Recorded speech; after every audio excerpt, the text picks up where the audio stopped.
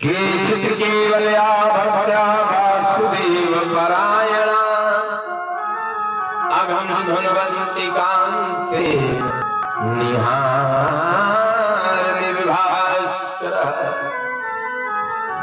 हमें अपने किए गए पापों की मैल को छुड़ाने के लिए महाराज भक्ति रूपी साधन का प्रयोग करना चाहिए। केचित् केवल या भक्त्या, केवल भक्ति ही एक ऐसा साधन है। केचित् केवल या भक्त्या वासुदेव परायणा बोले अगम धनवंती कांसे निहार भास्करः।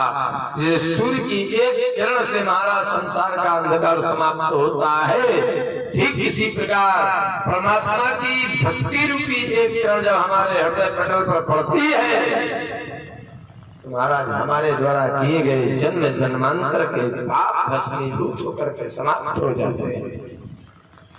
केवल भक्ति की एक किरण की आवश्यकता है, एक किरण। एक किरण का मतलब क्या, इसको मानस में भी कहा गया।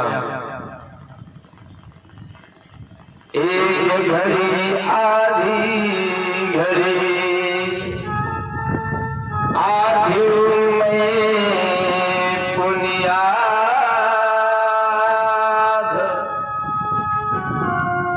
तुलसी संगत साधु की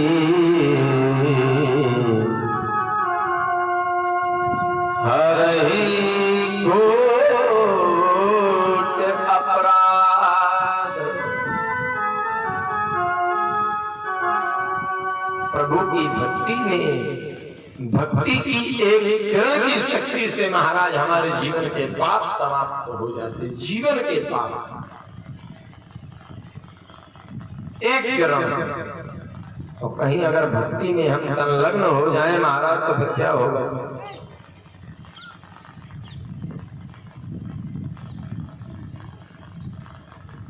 सुखदेव जी महाराज, बाबा जी कोई बड़ा बर्तन ले आओ।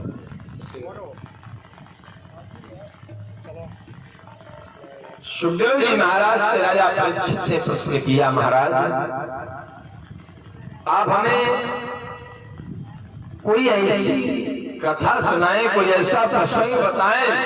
आपने ये तो कह दिया कि भक्ति के एक किरण से महाराज जीवन भर के पाप समाप्त हो